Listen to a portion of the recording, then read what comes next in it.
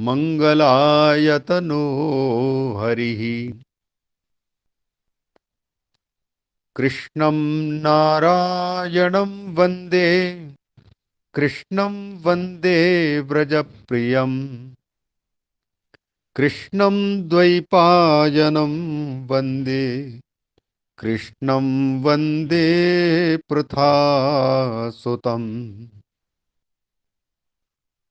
श्रीमद् भागवत महापुराण के महात्म्य का वर्णन चल रहा है और पद्म पुराण 6 अध्यायों में श्रीमद् भागवत का महात्म्य वर्णन कर रहा है, जिसमें नारद को सनकादि गंगा जी के तट में श्रीमद् भागवत की महिमा और श्रीमद् भागवत श्रवण कराने के लिए उपस्थित हैं।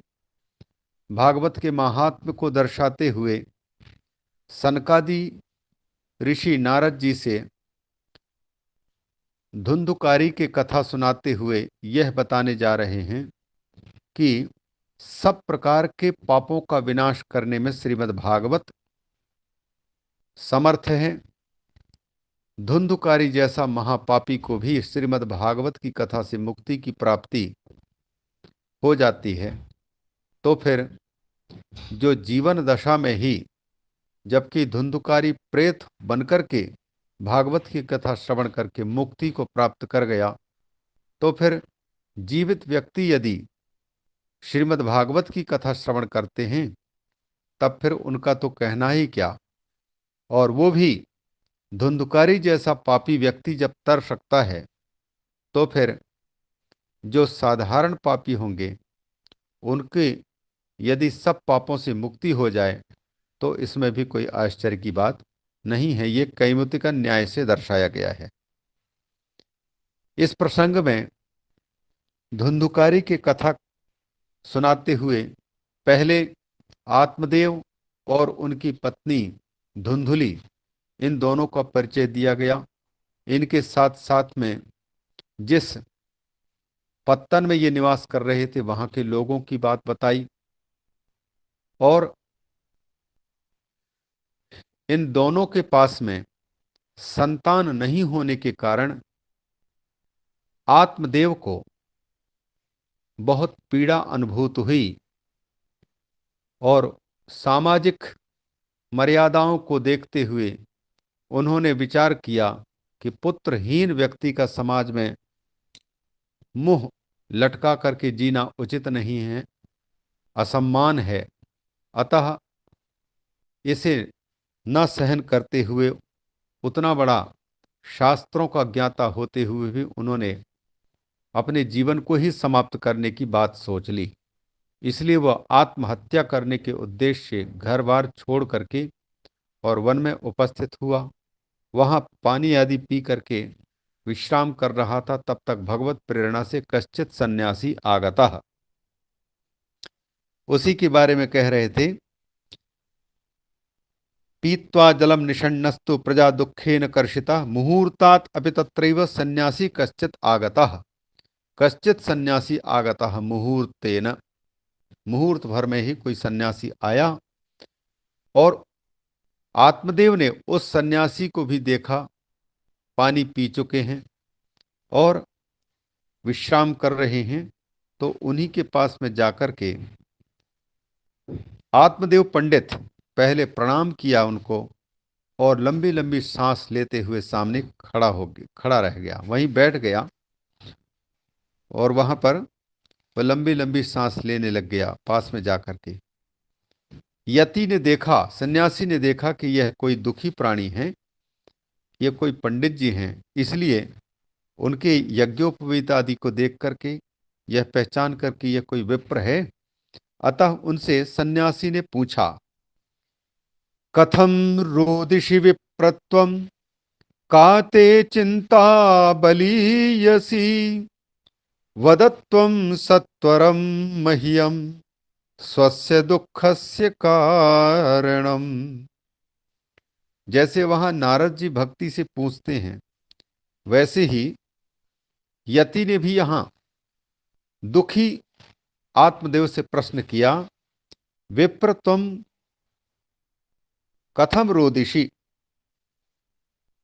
क्यों रो रहे हो, किस लिए रो रहे हो, क्या कारण है। ते का बलियसी चिंता, तुमको कौन ऐसी बहुत बड़ी चिंता घेर ली जिसके कारण तुम्हें रोना पड़ रहा है। तुम विस्तार के साथ में जल्दी बताओ, अपने दुख का कारण क्या है, क्यों दुखी हो। स्वस्य दुखस्य कारणम मह्यम सत्वरम वद, अपने दुख का कारण मुझे जल्दी सुनाओ। यह सुनकर के आत्मदेव पंडित जी ने कहा, किम ब्रवीमीर्षे दुखम पूर्व पापेन संचितम मदीया पूर्वजास्तोयम कवोष्णमुपभुंजते। हे ऋषे, दुखम पूर्व पूर्व पापेन संचितम दुखम किम ब्रवीमि, पूर्व जन्म के किए हुए पापों के बारे में मैं आपको क्या निवेदित करूं। जो दुख है, पूर्व पापों के कारण जो दुख मिल रहा है, उस दुख को मैं क्या सुनाऊं आपके सामने। मुझे बस यही चिंता सबसे अधिक लग रही है।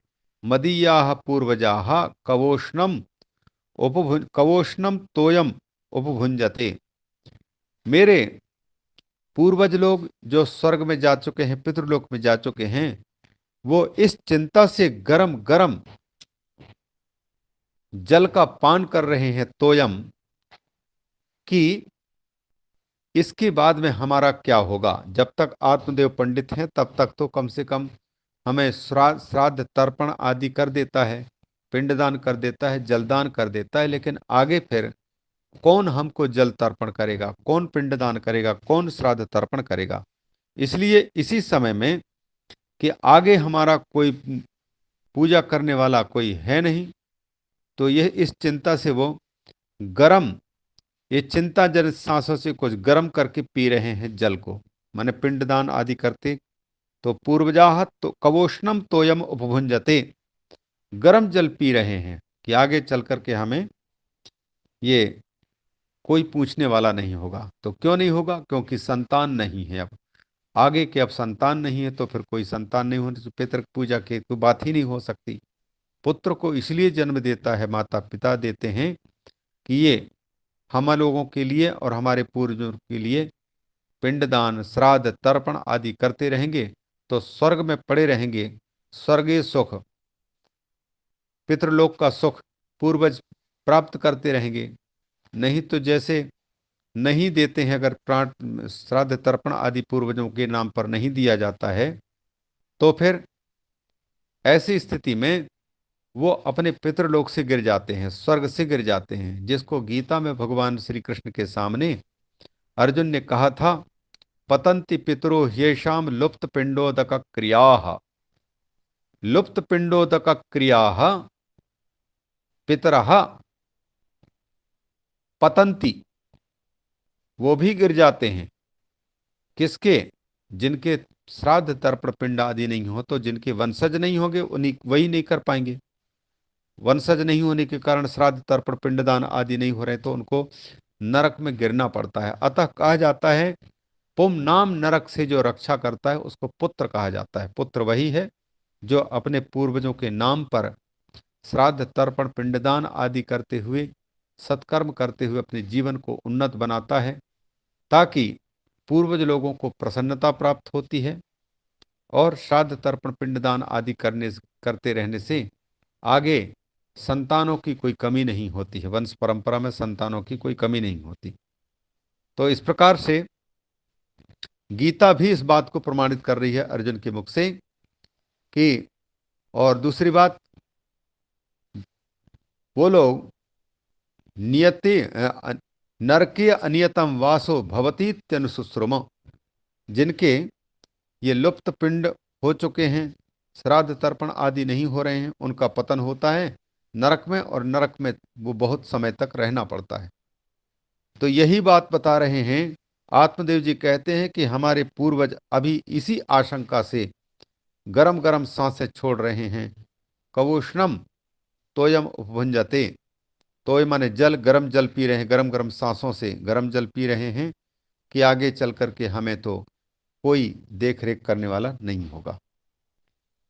और शिकायत करते हैं कि मेरा दुर्भाग्य तो देखिए ऋषिवर, मैं यदि किसी देवता को कुछ समर्पित करता हूं या किसी ब्राह्मण को कुछ देता हूं तो मेरे ये दिए हुए चीज ना तो देवता ग्रहण करते हैं और ना पितर ग्रहण कर पा रहे हैं। क्यों नहीं ग्रहण कर पाते? क्योंकि वहां आगे चल करके अंग की कथा के अंतर्गत ये बात आएगी कि अंग राजा के हाथ से भी देवताओं को जब हवि दिया जा रहा था तो वो कोई देवता नहीं आया वहां आह्वान करने पर। तो उसका कारण पूछा गया, क्यों? बोले जिसके पुत्र नहीं होते हैं उनके हाथ से देवता लोग ये हवि आदि स्वीकार नहीं करते। क्यों नहीं स्वीकार करते? बोले उनका हृदय बड़ा कठोर होता है। जिनके संतान होते हैं तो उनके दिल के टुकड़े हजार हो चुके होते हैं पहले से, बेटे को बच्ची को और बेटे की रक्षा के लिए प्रार्थना करते रहते हैं, ये ठीक रहें, जिंदा बने रहें। इसलिए अगर कोई किडनैप कर लेता है पुत्र या पुत्री का तो लाखों रुपए मांगने पर भी देना पड़ जाता है कि जिन जान बचे तो किसी तरह से हम ठीक रह सकते हैं। तो प्रिय पुत्र है, प्रिय पुत्री हैं, संतान, संतानों में उनके दिल के टुकड़े उनके रूप में हैं, तो उनका जो है पूरा का पूरा स्नेह उन पर रहता है। अतः हृदय में पीड़ा रहती है, दरिद्र रहता है, वो मतलब दया रहती है। इस कारण से उन लोगों के संतान वालों के हाथ से देवता और ब्राह्मण भोजन करना पसंद करते हैं, और रूखे सूखे हृदय वाले कठोर जिनके संतान नहीं होते हैं उनका हृदय बड़ा क्रूर हो चुका होता है। शायद ही किसी किसी का आर्द्र हृदय, दयालु हृदय होता है, नहीं तो अधिकांश ये संतान होने के बाद ही उनके हृदय में वो करुणा विनम्रता झलकती है, नहीं तो ईगो उनको घेरा रहता है। कहते हैं कि मद्दत्तम नैव गृह्णन्ति प्रीत्या देवा द्विजातयः। प्रीत्या मद्दत्तम देवाः अपि न गृह्णन्ति द्विजातयः अपि न गृह्णन्ति। इसलिए आत्मदेव पंडित जी कहते हैं ऋषि से, प्रजा दुखेन शून्यो हम। कोई संतान नहीं होने के कारण सब कुछ सूना सूना लग रहा है, मैं शून्य हो चुका हूं, दीनहीन। संतान के लिए मैं इतना दुखी हो गया हूं कि प्राणान त्यक्तुम इह आगतः, मैं अब आत्महत्या करने के लिए यहां आ चुका हूं। क्या करूंगा जीवन रख करके? समाज में किसके सामने मुंह दिखाने लायक हूं मैं? निपुति के मुंह देखने को कोई तैयार नहीं होता है। निपुति के मुंह देख करके लोग अपशकुन मानते हैं कि इसके कोई संतान नहीं, इसके जो है इस व्यक्ति का हमने मुंह देख लिया, हमारा सारा कार्य बिगड़ जाएगा। इस प्रकार से आत्मदेव पंडित कहते हैं, मैं बहुत प्रजा दुख के कारण बहुत बिल्कुल रिक्त रिक्त लग रहा हूं। अब मैं जीव करके क्या करूंगा? मैं इसीलिए प्राणों को त्याग करने के लिए यहां आया हूं। क्यों? पुत्र नहीं है तो और कुछ भी सुख नहीं है। धिक्कार है उसकी जिंदगी को जिसके जो पुत्रहीन जीवन जी रहा है। धिग्जीवितम प्रजाहीनम धिग्रहम च प्रजाम विना धिग्धनम चानपत्यस्य धिक्कुलम संततिम विना। चार बार प्रजा के बारे में चार शब्दों से व्यक्त कर रहे हैं। कहते हैं कि प्रजा माने पुत्र संतान, प्रजाहीन पुत्रहीन, पुत्रहीन जिंदगी को धिक्कार है। उसी प्रकार से दूसरे चरण में कहते हैं प्रजाम बिना गृहम अपि धिक। जिस घर में संतानों की किलकारी नहीं हो रही हो, आवाज बच्चों की नहीं हो रही हो, वो घर शमशान घाट की भांति है। इसलिए कहते हैं कि धिक्कार है उस घर को भी जिस घर में कोई संतान नहीं, कुल बच्चे नहीं कलरव कर रहे हैं। उसी प्रकार से चाहे कितना भी धन आ गया हो, लेकिन घर में जब कोई उस धन का उपयोग करने वाला भावी वो उत्तराधिकारी नहीं है तो धन कमा कर की क्या जरूरत? इसलिए अनपत्य से धनम धिक, जिसके संतान नहीं हो उसके धन को धिक्कार है, क्या करेगा? उसी प्रकार से धिक कुलम संततिम बिना, जिस कुल में हमारे कोई संतान नहीं है तो कुल को धिक्कार है। ये पंडित जी कह रहे हैं कि संतान के बिना सब धिक्कार के योग्य हो जाते हैं। जीवन भी धिक्कृत होने लग जाता है, घर भी धिक्कार का योग्य हो जाता है। और धन भी धिक्कार के योग्य, घर भी धिक्कार, ये अ, कुल भी धिक्कार के योग्य हो जाता है। और भी कहते हैं कि मेरे दुख को देखो, मुझ अभागे के भाग्य को तो देखो कितना। मैं, लोगों ने हमको बताया कि गाय की सेवा करने से राजा दिलीप को पुत्र की प्राप्ति हुई थी, रघु जैसा पुत्र प्राप्त हुआ था। इसलिए तुम भी यदि संतान चाहते हो तो फिर गौ माता की सेवा करो। देखो, बचपन से देखो, भगवान श्री कृष्ण ने गौ माता की सेवा की, पत्नियों की कोई कमी नहीं रही, संतानों की भी कोई कमी नहीं। पूरे एक पूरा जिले में जितने लोग होंगे उतने तो उनके पूरा परिवार हो गया संतानों के।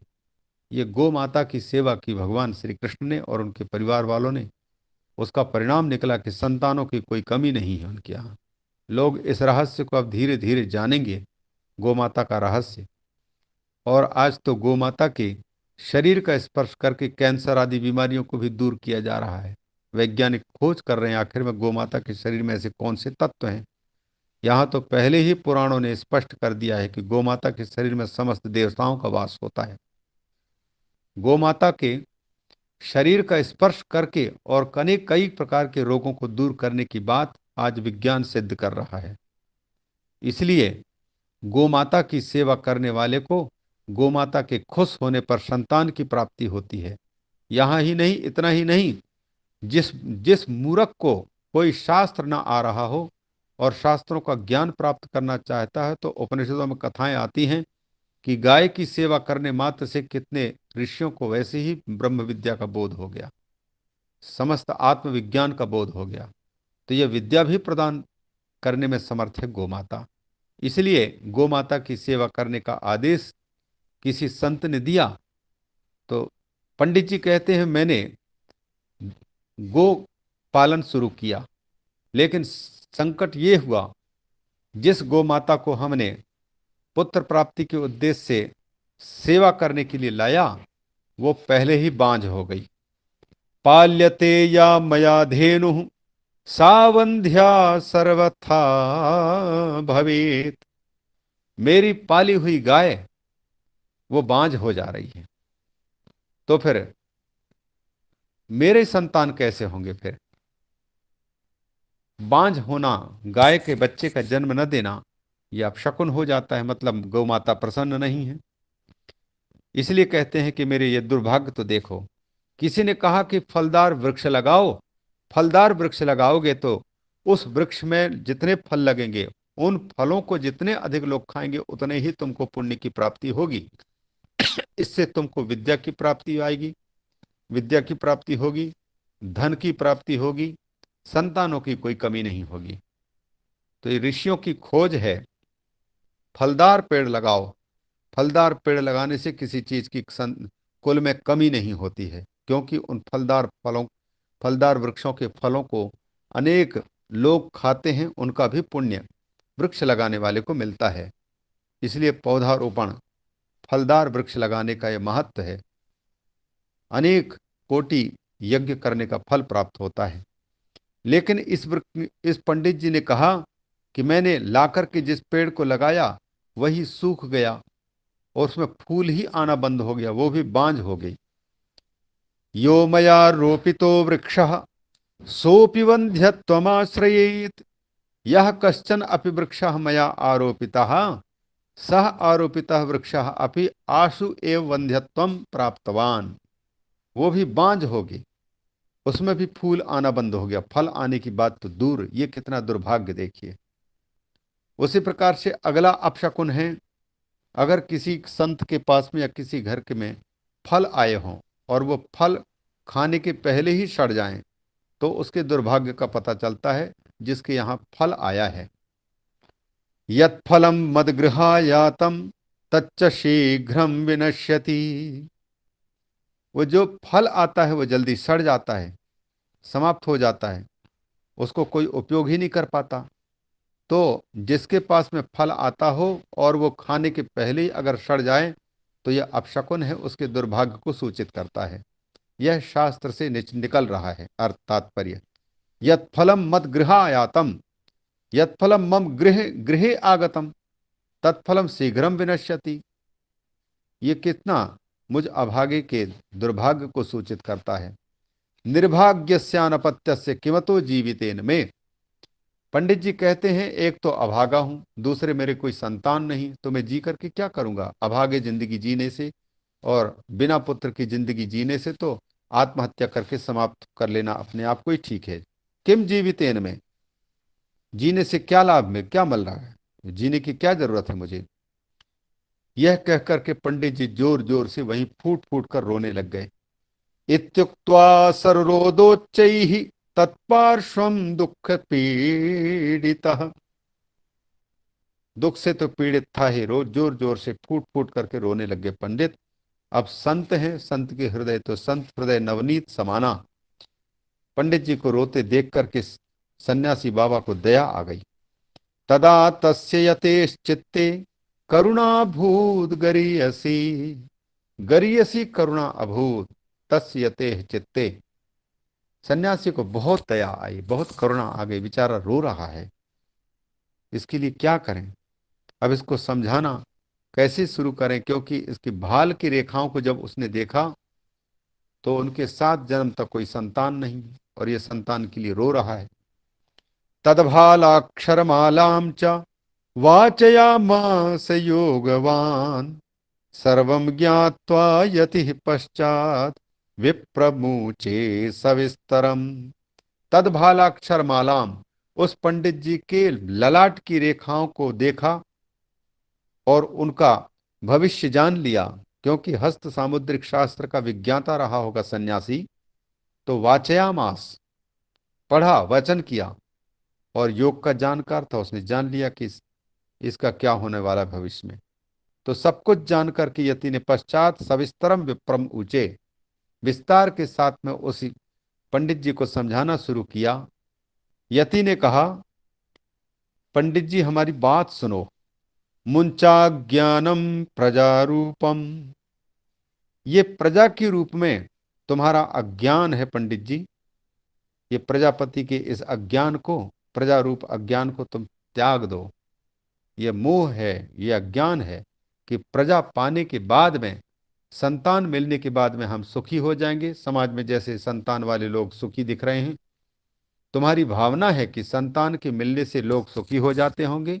लेकिन जिनके संतान हैं और धुन ये वेन जैसा पुत्र हो गया, या फिर जो है वेन की तरह ना भी हो, लड़के लड़कियां जब बड़े होकर के मनमाने ढंग से वो सब माता पिता की इच्छा का उल्लंघन करके, और स्वयं लड़के ने लड़की का वर्ण किया, लड़की ने लड़के का वर्ण कर लिया, और वो कर लिए ये विवाह, प्रेम विवाह, गंधर्व विवाह कर लिए, तो माता पिता को और उनके पारिवारिक जनों को जो कष्ट होता है उसको कौन जान पाता है। वो तो वही जिनके बच्चे हैं वही जान पाते हैं। तो ये संतान से यदि दुखी, ये सुखी होना होता, तो फिर इन लड़के और लड़कियों की इस प्रकार से हरकतें से फिर क्यों दुखी होना पड़ रहा है। इसलिए यह बिल्कुल झूठा है कि संतान होने पर कोई किसी व्यक्ति को सुख मिलेगा ही, कोई गारंटी नहीं है। दुख भी मिल सकता है। बिरले संतान होते हैं जो अपने माता पिता की इच्छा की पूर्ति करते हैं, मर्यादा में रह करके उनको सुखी करते हैं। इसलिए पंडित जी, ये प्रजा रूपम अज्ञानम मुंच, कि संतान हो जाएंगे, संतान पाकर के मैं सुखी हो जाऊंगा, ये तुम्हारा अज्ञान है, मोह है। इसको त्याग दे अगर सुखी होना है तो। बलिष्ठा कर्मणो गति, कर्म की गति अत्यंत बलवती होती है पंडित जी। हमने पूर्व जन्म में जैसा कर्म किया है उसका फल यहां भोग रहे हैं। आज जैसा कर्म करेंगे अगले भोगना पड़ेगा। ये कर्मों की गति अत्यंत बलवती होती है। इसलिए तुमको तो हम यही कहना चाहेंगे, जैसे हमने विवेक का आश्रय लेकर के सुखमय जीवन पाया है, उसी प्रकार से तुम विवेक का आश्रय लो, ज्ञान का आश्रय लो, और संसार वासनाम त्यज। ये संसार हमारा बढ़े, हम सुखी होंगे संतान होने से, पत्नी होने से, ये सब सुखी हो जाएंगे। ये संसार की वासनाओं को छोड़ दो। विवेकम तो समासाद्य त्यज संसार वासनाम शृणु विप्रमया तेद्य प्रारब्धम तु विलोकितम सप्त जन्मावधि तव पुत्रो नैव च नैव च। शृणु विप्र अद्य मया ते प्रारब्धम विलोकितम। पंडित जी सुन लो, आज मैंने आपके ये जन्म के बारे में और प्रारब्ध के बारे में, तुम्हारा भाग्य में क्या है, ये मैंने जान लिया है। क्या जाने हैं?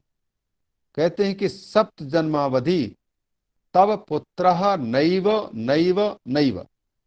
7 जन्म तक तुम्हारा कोई पुत्र नहीं है, नहीं है, नहीं है, नहीं है। जब इस प्रकार से कहा तो बड़ा दुख लगा पंडित जी को। आशा लगाए रखा था, लेकिन जब ये 7 जन्म तक पुत्र नहीं है, ये बात सुने संत के मुख से, तो उनके दुख का पारावार उमड़ पड़ा।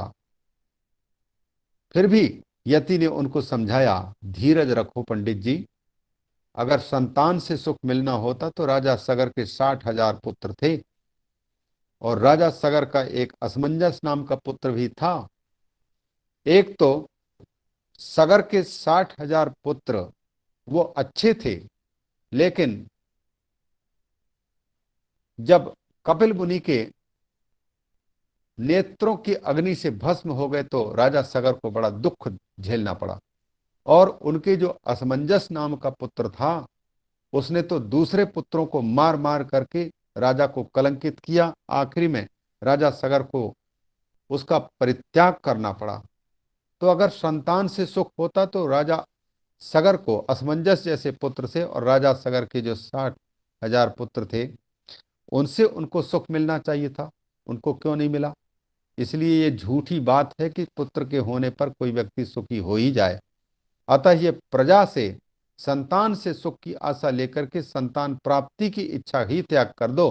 भगवान ने तुमको जैसा रखा है उसको समझो, और विवेक का आश्रय लेकर के, ज्ञान का आश्रय लेकर के हमारी तरह सुखी हो जाओ। संतते सगरो दुखम अवापांग पुरा तथा। सन्यासी कहते हैं, पुरा संतते सगरह दुखम अवाप। पहले जमाने की बात है पंडित जी, राजा सगर को संतानों के कारण, संतान से बड़ा दुख प्राप्त हुआ। केवल राजा सगर ही नहीं, तथा पुरा अंगह अपि। पहले जमाने में राजा अंग को भी अपने पुत्र वेन के कारण बहुत कष्ट सहना पड़ा, और सब कुछ छोड़ करके उनको, बेटे के कारण उनसे परेशान होकर के सब कुछ छोड़ करके भागना पड़ा। दूसरे दिन मंत्रियों ने खोज की, लेकिन अंग का पता ही नहीं लग पाया। इसलिए पंडित जी हम तो यही कहनाएंगे, रे मुंचाद्य कुटुंबाशाम संन्यासे सर्वथा सुखम। पंडित जी, ये कुटुंब आशाम मुंच, ये घर परिवार, संतान, परिवार बढ़े, कुटुंब की आशा छोड़ दे, हमारे कहना मान ले। संन्यासे सर्वथा सुखम। संन्यास, सब कुछ छोड़ करके जो आनंद मिल रहा है, सुख मिल रहा है, वो सबसे बड़ा सुख है, उसको पाने की कोशिश कर। आत्मदेव पंडित ने जब इस प्रकार से सुना तो कहता है, विवेकेन भवेत किम में। आप विवेक विवेक बोल रहे हैं महाराज, विवेक से मेरा क्या काम बनने वाला है? विवेकम तो समासाध्य त्यज संसार वासनाम, आप कह रहे हैं। मुझे विवेक विवेक से कोई लेना देना नहीं, मुझे तो पुत्र चाहिए। पुत्रम देहि बलादपि, जैसे भी हो सके मैं पुत्र के बिना अभी रह नहीं पाऊंगा, इसलिए मुझे पुत्र दो, चाहे जैसे भी हो, बलात्, हठात दीजिए मुझे पुत्र, बलपूर्वक दीजिए।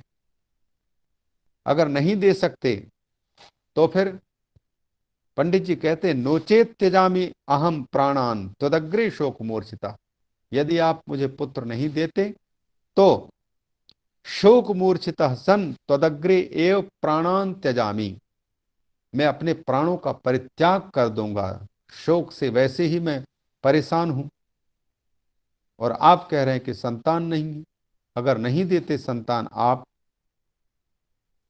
तो फिर मैं अभी आपके सामने देखते देखते प्राणों को परित्याग कर दूंगा। पुत्रहीना पुत्रादि सुखहीनो यम संन्यासा शुष्क एव ही।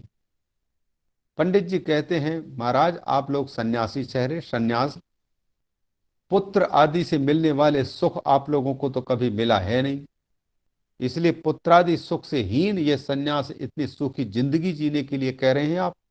और सन्यास से सर्वथा सुख हम भी बोलते जा रहे हैं। हम लोगों को प्रत्यक्ष देखने में आ रहा है, आप लोगों की न तो कोई सेवा करने वाला है, बुढ़ापे में कौन देखेगा, और कोई आपको पिता पिता कह करके नहीं पुकार रहा है।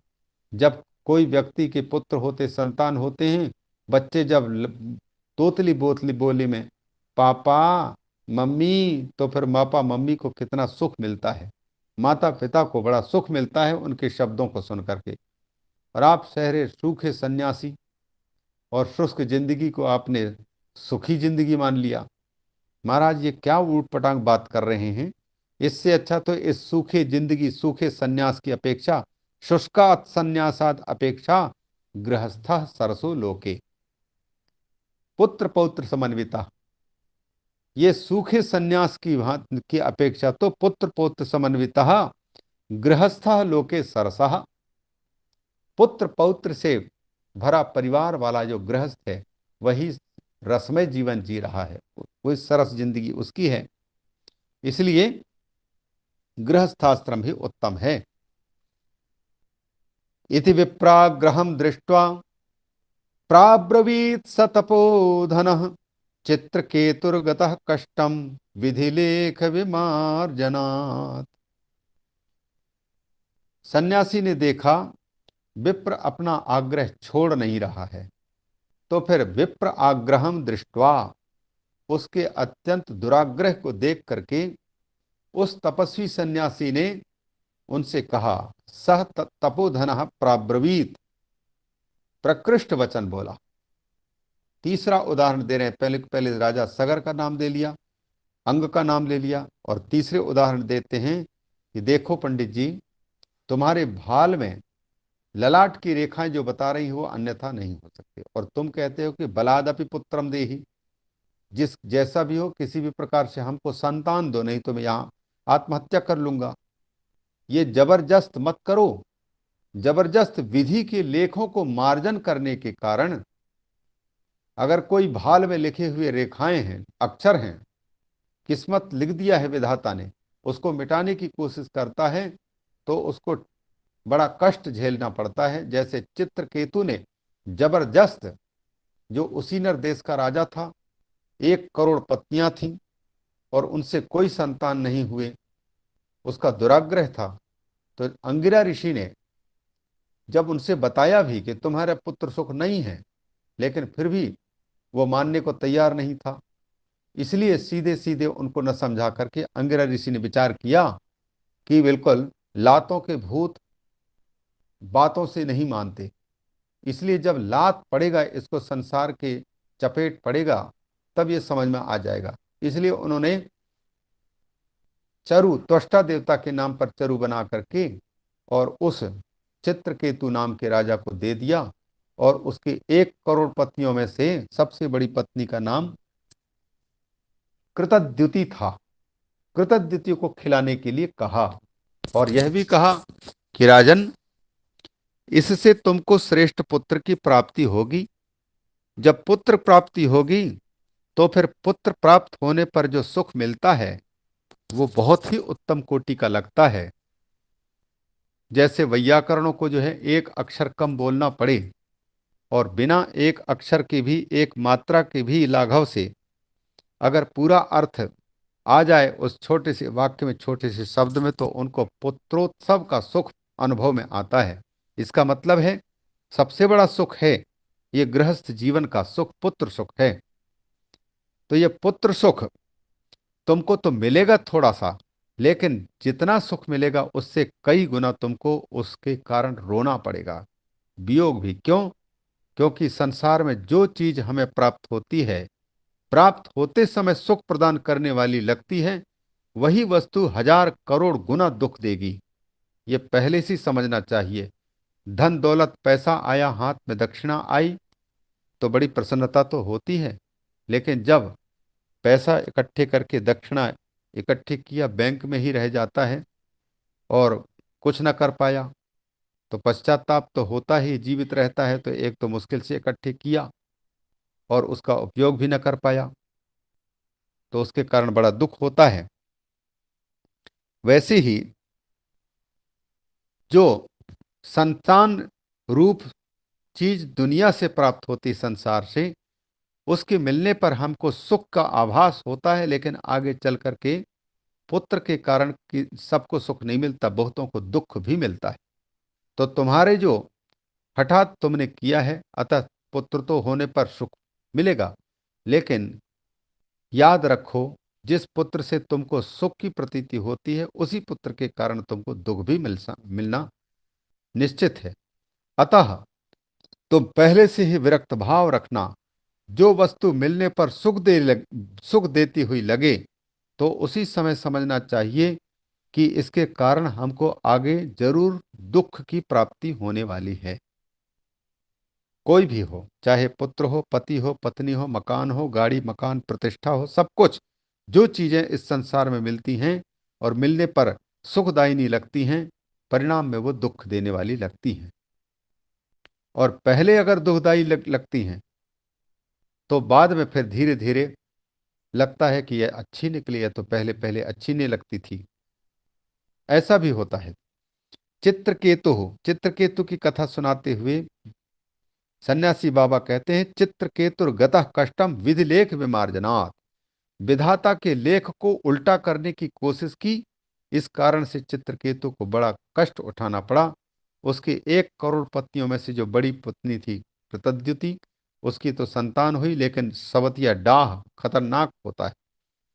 शेष जो पत्नियां थी डाह के कारण, ईर्ष्या के कारण उस पुत्र को जहर देकर के मार डाला, जिस कारण से कृतद्युति को भी और चित्रकेतु को भी बहुत ही कष्ट की प्राप्ति हुई। ये 6वें स्कंद में जब वृत्रासुर की पूर्व जन्म की कथा सुनाएंगे सुखदेव जी, तब यह प्रसंग आएगा 14वें अध्याय के अंतर्गत। तो इस कथा को सुना करके उन सन्यासी बाबा ने इनको समझाना चाहा और यह कहा कि देखो तुम्हारे पुत्र नहीं है, इसलिए तुमको पुत्र सुख तो मिलने वाला नहीं है। ब्राह्मण को बताया, नयास्यसि सुखम पुत्राद यथा दैव हतोद्यम। जैसे भाग्य का मारा हुआ व्यक्ति चाहे कितना भी उद्यम करे, कितना भी परिश्रम करे, लेकिन उसको यथेष्ट सुख नहीं मिलता। परिश्रम करे कोई कितना भी, लेकिन कृपा के बिना बात बनती नहीं है। राजेश्वरन जी एक भजन गाते बड़े सुंदर से, चाहे कोई कितना भी परिश्रम करे, लेकिन उसमें भी कृपा चाहिए, तभी उस परिश्रम से सुख की प्राप्ति हो सकती है। धन दौलत मिल जाएगा, लेकिन धन दौलत से सुख मिलना अलग चीज है। पुत्र मिल जाएंगे, लेकिन पुत्र से सुख का मिलना भाग्याधीन है। आश्रम मिल जाएंगे, पर आश्रम से सुख प्राप्त कर पाना यह भाग्याधीन है। पद मिल जाएगा, प्रतिष्ठा, लेकिन उन पदों से सुख का मिलना भाग्याधीन है। इसलिए कहते हैं कि नयास्यसि सुखम पुत्राद यथा दैव हतोद्यमा। यथा भाग्य का मारा हुआ व्यक्ति सुख नहीं प्राप्त कर पाता, उसी प्रकार से तुम भी पुत्र प्राप्त करके भी सुखी नहीं हो सकोगे अगर हठात चित्रकेतु की भांति विधाता के लेखों को मिटाने की कोशिश करोगे तो। अतो हठेन युक्तोसी ह्यर्थिनम किम वदाम्य हम। तुम तो बहुत ही हठी हो, हठ युक्त हो। अब तुमको हम समझाएं तो समझाएं कैसे, क्या बताएं तुम अर्थी को। इस प्रकार से सन्यासी ने पंडित जी को समझाने की कोशिश की, लेकिन जैसे बुभुक्षितम न प्रतिभाति किंचित, भूखे व्यक्ति को अगर कोई वेदांत का ज्ञान झाड़े, उसको कहाँ घुसेगा उसके माथे में। उसको रोटी दिखाई देती है, वेदांत ज्ञान बाद में बताना बेटा, बाबा पहले तो हमको रोटी की व्यवस्था करो। भूखे भजन न होए गोपाला, ले लो अपनी कंठी माला। उसी प्रकार से जिसको दुराग्रह ने पकड़ रखा है कि हमें पुत्र चाहिए, पुत्र के बिना हम नहीं रह सकते, ये केवल उदाहरण मात्र है। जिस चीज की हमको कामना है, जिस चीज की प्राप्ति की हमको दुराग्रह ने पकड़ रखा है कि हमको ये मिलना चाहिए, तो उसको ब्रह्मा भी नहीं समझा सकते। दुनिया में हम लोगों के दुराग्रह हैं, हमको लगता है कि ऐसा करेंगे तो भी हम सुखी हो पाएंगे। सुख का रास्ता जो श्रीमद् भागवत है और भगवान है, उनको पकड़ने के बजाय हम दुनिया की वस्तुओं को पकड़ने की कोशिश करते हैं और परिणाम में हमको दुख ही उठाना पड़ता है। जबकि श्रीमद् भागवत और भगवान, चाहे कुछ मिले चाहे न मिले, पर सुख की कुंजी भगवान के हाथ में, भागवत के हाथ में है, उनको मिल जाता है। इसलिए पंडित जी को देखा कि इनका आग्रह छूट नहीं रहा है, तो चलो ये हमारे सामने ही पुत्र नहीं दे पाने के कारण ये आत्महत्या कर लेगा, और मैं सन्यासी के सामने कोई आत्महत्या करे, मैं न बचा पाया तो दोष हमको लगेगा, हमारे फिर साधु सन्यासी का बनना बेकार है, साधु कहलाना ही बेकार है। साधु तो वह है जो परकार्याणि साधनोति, दूसरे के कामों को बना डाले, सिद्ध कर दे, वो साधु। तो मेरा साधुत्व तो खत्म हो जाएगा, सन्यासी बनना बेकार हो जाएगा। इसलिए उन्होंने सोचा कम से कम मेरे सामने तो इसकी मृत्यु ना हो। जैसे शंकर भगवान ने सती के आग्रह को देखा कि ये मानने वाली नहीं है, तो जाने की अनुमति दे दी। इससे अच्छा कि यहाँ पर मरे तो हमारी बदनामी होगी। इसलिए अपने ये दुराग्रही और अत्यंत तार्किक और ना और ज्ञान से वंचित अपने पिता की यहाँ ही शरीर छोटे, तो कम से कम हमको तो कलंक नहीं लगेगा। उसी प्रकार से सन्यासी बाबा ने विचार किया कि इसी समय इसकी जान बच जानी चाहिए, फिर वह बाद में यहाँ से हट करके कुछ भी करे, कम से कम हमारे पर कलंक तो नहीं लगेगा और हमको ये भी तो नहीं लगेगा कि हम नहीं बचा पाए। तस्याग्रहम समालोक्य फलम एकम सदत्तवान, उसके दुराग्रह को देख करके सन्यासी बाबा ने अपनी थैली में से एक फल निकाला और उस फल को देते हुए आशीर्वाद स्वरूप ले जा, तेरा बेटा हो जाएगा, तेरे अपने पत्नी को खिला देना। इदम भक्षय पत्न्या, इदम फलम पत्न्या भक्षय, अपनी पत्नी को खिला देना। ततः पुत्रो भविष्यति, इससे भगवान की कृपा से तुमको पुत्र की प्राप्ति हो जाएगी। लेकिन इस फल को खाने के बाद अगर उत्तम पुत्र की प्राप्ति चाहते हो तो कुछ नियमों का बर्ताव भी रखना पड़ेगा, कुछ संयम भी बरतने पड़ेगी। जो व्यक्ति उत्तम पुत्र की प्राप्ति चाहता है उसको स्वयं उत्तम बनना पड़ता है, स्वयं संयम में रहना पड़ता है, स्त्री को भी और पुरुष को। अगर दोनों संयम में नहीं है, भगवत भक्त नहीं है, तो संतान भी ऊट पटांग धुंधकारी जैसा होगी। इसलिए नियम, ये सबके लिए नियम है। गर्भाधान होने के बाद स्त्री इन नियमों का पालन करे। जैसे यहां बताया गया है, फल देकर के कहा कि इस फल को खिला देना अपनी पत्नी को, और फल खाने के बाद उसी दिन उसका गर्भ ठहर सकता है, और गर्भवती स्त्री को इन नियमों का पालन करना चाहिए। सत्यम शौचम दया दानम एक भक्तम तु भोजनम वर्षावधि स्त्रिया कार्यम तेन पुत्रोति निर्मलः, क्योंकि 10 महीने में संतान की प्राप्ति हो जाती है। इसलिए 2 महीने कम 1 वर्ष करीब, तो 1 साल तक का नियम बता दिया। सत्य का आचरण करना होगा, किसी के सामने झूठ न बोले। गर्भवती स्त्री यदि झूठ बोलती है बात बार में, तो उसका बेटा भी गलत संतान उत्पन्न होगी। उसी प्रकार से पवित्रता नहीं है यदि गर्भवती स्त्री की, तो भी बालक विकृत हो सकता है, उसके भाग्य पता नहीं पलट सकता है। दया नहीं है तो इन सब चीजों को सच्चाई का पालन करे, सच बोले, पवित्र रहे अंदर बाहर से। और कोई भी व्यक्ति, गरीब, ब्राह्मण, संत या दीन दुखी व्यक्ति घर में आ जाए तो ये कोशिश करे कि उसको भूखे अथवा प्यासे जाने न देवे, कुछ ना कुछ उसको दे करके सब सम्मान करे। क्योंकि गर्भवती स्त्री के गर्भ में पलने वाला बालक, उसके भाग्य का निर्माण होना है। उसके भाग्य का अगर निर्माण चाहिए तो माता को स्वयं ये दया करना और किसी को दान करना, ये कहते हैं कि दानम, कोई आ जाए जरूरतमंद तो अपने सामर्थ्य के अनुसार उनको दे करके, यह मान करके उसकी सेवा सत्कार करनी चाहिए कि इस रूप में मेरे ठाकुर ही, मेरे भगवान ही यहाँ आए हैं। अगर इनको मैं प्रसन्न कर लूं तो मेरे गर्भ की भविष्य उत्तम होगा। इसलिए दान कुछ ना कुछ करना चाहिए उस समय। और एक भक्तम तु भोजनम, एक भक्त भोजन का मतलब है एक समय एक ही अन्न खाने का नियम। बताइए कितना कठोर है। उत्तम पुत्र चाहिए तो एक समय का भोजन, संयमित भोजन, ऐसे नहीं कि मन चाहे 24 घंटे बकरी की तरह चरती रहे गर्भवती स्त्री। वैसे फिर गलत संतान उत्पन्न होंगे। वैसे चटोरा और बिल्कुल अशुद्ध हो सके। ये शास्त्रीय नियम है।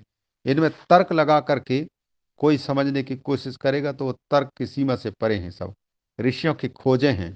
एक भक्तम माने एक ही अन्न का बना भोजन और एक टाइम ही खाना, कितनी बड़ी बात है ये। एक भक्तम तु भोजनम वर्षावधि स्त्रिया कार्यम, पत्नी को 1 साल तक ये करना पड़ेगा। अगर ऐसा करना शक्य हो गया तो अति निर्मल पुत्र तेन भविता, अत्यंत पवित्र पुत्र की प्राप्ति होती है, वो होगा।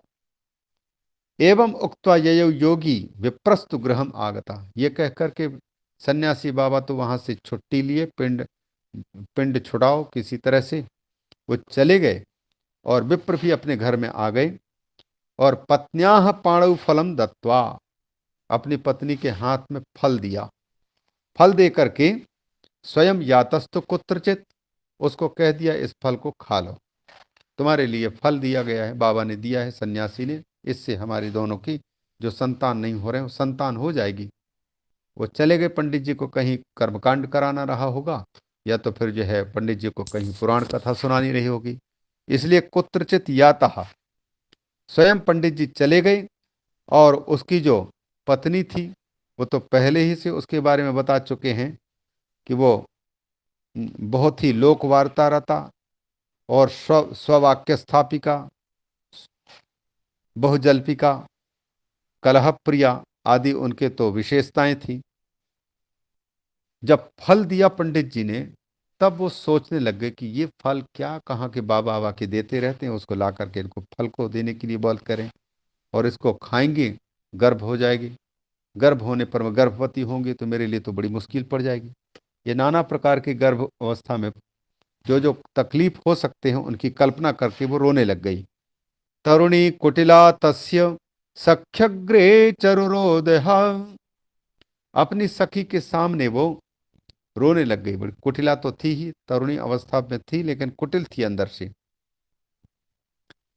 और सोचने लग गई, अहो चिंता ममोत्पन्ना फलम चाहम न भक्षये, मुझे बहुत चिंता हो रही है आगे जिंदगी में क्या होगा। मैं ना बाबा, मैं ये फल नहीं खाऊंगी। क्यों? अगर मैं फल खा लूंगी, फल भक्षेण गर्भस्यात्, बाबा का दिया हुआ फल है, मैं फल खाऊंगी, कहीं सचमुच में गर्भवती हो गई तो गर्भेण उदर वृद्धिता, गर्भ के कारण मेरा पेट बढ़ जाएगा बहुत। और जब पेट बढ़ेगा तो जो अभी खा पी करके मस्त रहती हूँ, उस समय फिर जो है, एक तो बाबा ने कह दिया है कि एक टाइम का भोजन और एक ही अन्न का, ये इतना कठोर नियम में उससे नहीं होगे। तो स्वल्प भक्षम, उस समय क्योंकि बाबा के बताए अनुसार कम खाना पड़ेगा हमको, और एक ही टाइम खाना पड़ेगा और एक ही अन्न के खाना पड़ेगा, ऐसे में तो मैं बहुत कमजोर हो जाऊंगी, शक्तिहीन हो जाऊंगी। अशक्तिर, स्वल्प भक्षम तथा अशक्तिर। दूसरी बात, गृह कार्यम कथम भवेत, घर के काम काज फिर मैं कैसे कर पाऊंगी, कमजोर हो जाऊंगी तो। और कजाते ऐसा भी हो सकता है, दैवाद धाटी या घाटी, धाटी ब्रजेत ग्रामे पलायेद गर्भिणी कथम, धाटी का मतलब है ये लूट मार करने वालों के झुंड आ गया तो, डाकुओं का गांव में अगर आक्रमण हो गया, ग्रामे दैवाद धाटी ब्रजेत, मतलब लूट मार मचाने वाले लोगों की समुदाय आ गया लुटेरों की, तब तो फिर तो गर्भवती बताओ कैसे भाग पाएगी। सब लोग तो भाग खड़े हो जाएंगे जान बचाने के लिए, लेकिन गर्भिणी कथम पलायेत, कैसे भाग पाएगी, ये भी संकट है। दूसरी बात, हमको ये सुनने को मिला है कि वो सुखदेव बाबा थे, माता के गर्भ में 12 साल तक रहे। कहीं वैसे ही 12 साल तक मेरे पेट में अगर बच्चा रह गया था तो मेरे तो मरणम ध्रुवम, ऐसे में तो मुश्किल पड़ जाएगा। सुखवत निवसेत गर्भा तम को क्षेह कथम उत्सृजेत, गर्भवती माता फिर वो 12 साल का, या तो फिर जो है वो हिरण्याक्ष और हिरण्यकशिपु की मम्मी का हाल हुआ था, 100 साल तक गर्भ पड़ा रहा। उसी प्रकार से कहीं ज्यादा दिन तक पेट में बच्चा पड़ा रहा, 12 साल के बच्चे सुखदेव जी की भांति, तब तो फिर मेरी बहुत मुसीबत हो जाएगी। कथम कुक्षिम कुक्षी कथम गर्भम उत्सृजेत, कैसे उसका त्याग होगा। और एक कष्ट, कभी कभी बच्चा कहीं टेढ़ा आ गया तो तब तो मेरी निश्चित रूप से मृत्यु ही मृत्यु, मौत होना ही होना है। तिर्यक चेदागतो गर्भस तदा में मरणम भवेत, प्रसूतौ दारुणम दुखम सुकुमारी कथम सही। ना बाबा, गर्भावस्था में कितना दुख, प्रसूति काल में बहुत दुख होता है। मैं तो कुमारी हूं, मैं ये सह नहीं सकती हूं, कैसे सह सकूं। और दूसरी बात यह भी है, मंदायाम मई, जब मैं अत्यंत मंद हो जाऊंगी, चल नहीं पाऊंगी, अशक्त हो जाऊंगी, उस समय कहीं मेरी ननद आई तो ननद को पता है कि मेरा पैसा कहाँ रहता है, मेरी साड़ियां कहाँ रहती हैं, वो सब कुछ पता है। तो वो आकर के सब कुछ निकाल करके भाग जाएगी। मैं तो वैसे प्रसूति गृह में रहूंगी।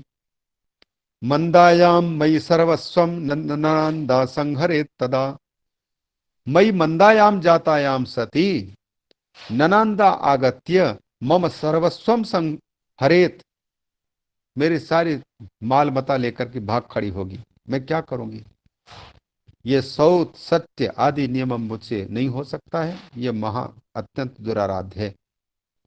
और किसी तरह से हो भी गया बालक तो लालने पालने दुखम प्रसूता या वर्तते, लालन पालन में बहुत दुख होता है, कष्ट कष्ट उठाना पड़ता है।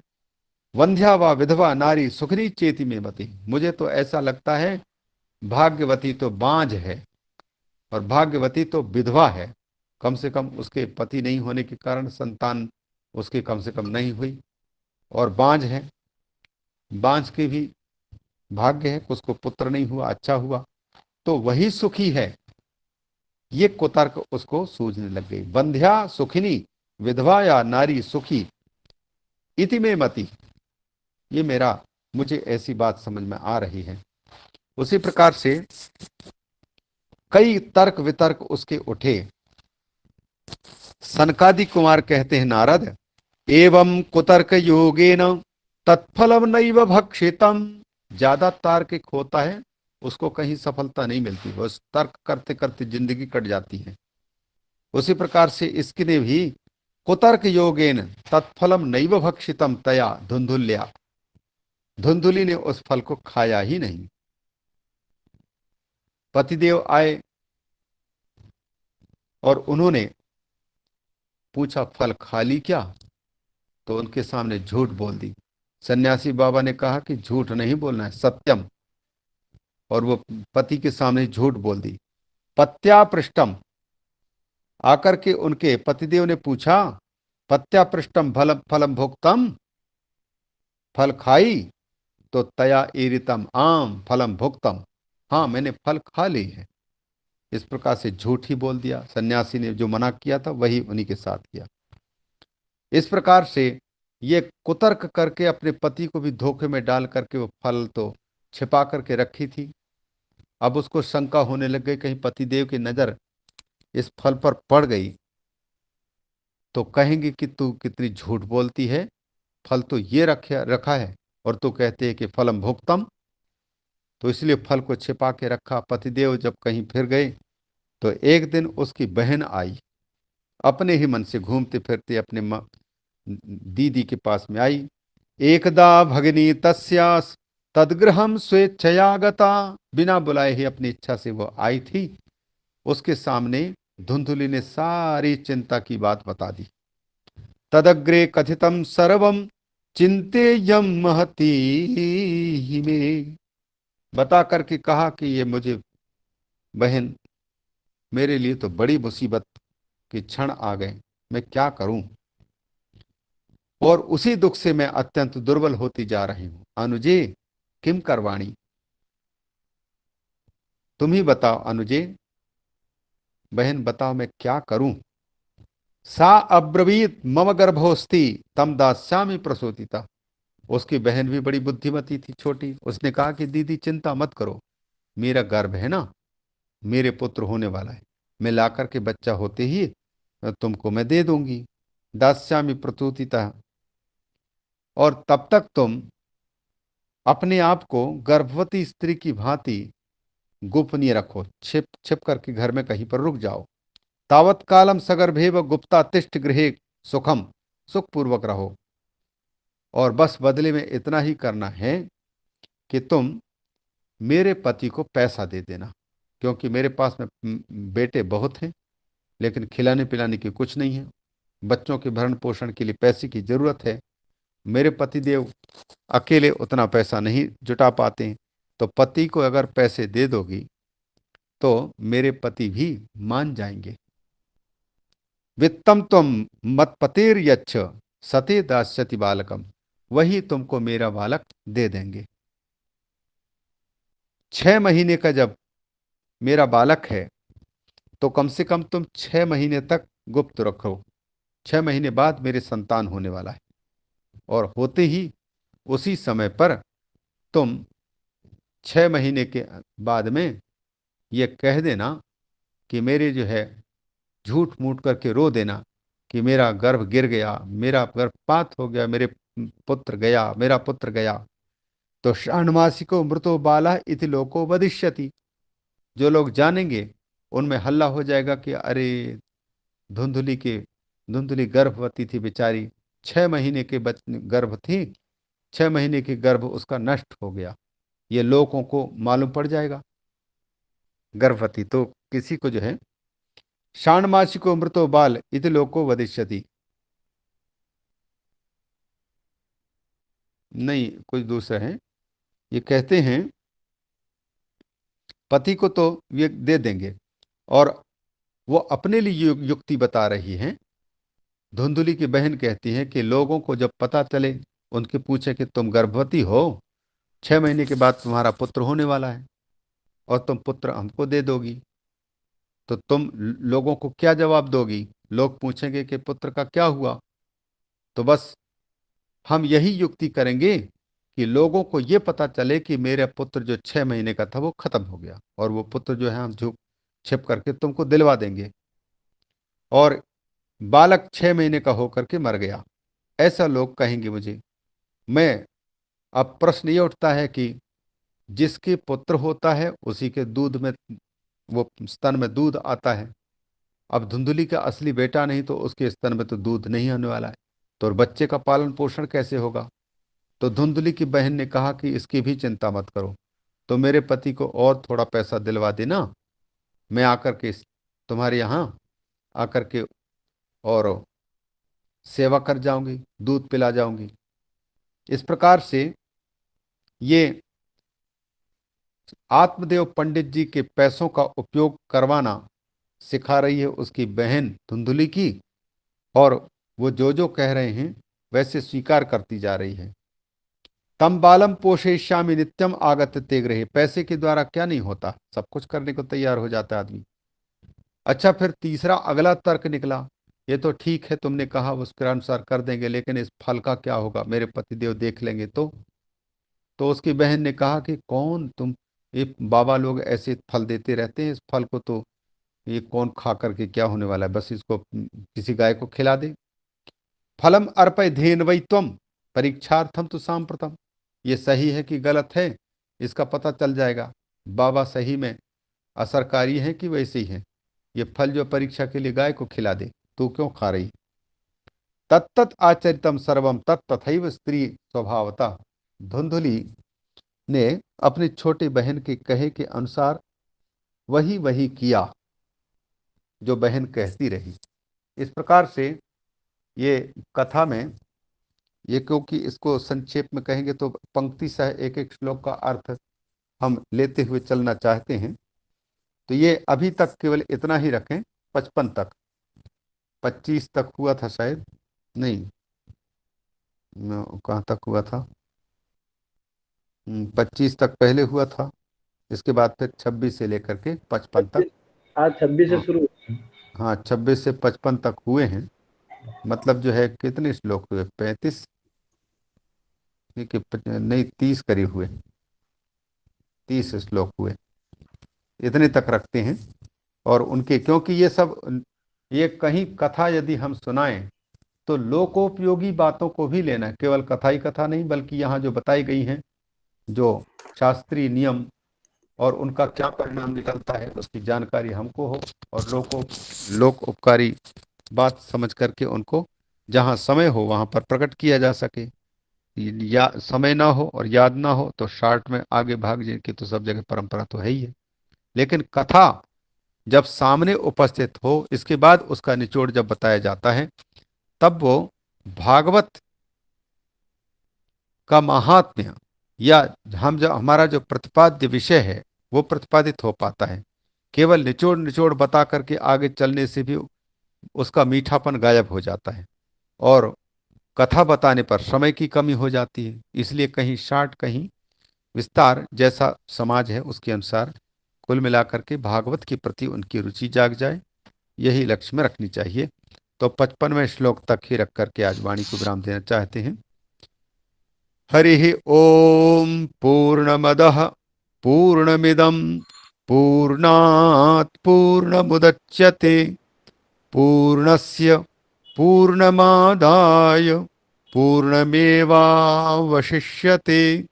ओम शांति शांति शांति।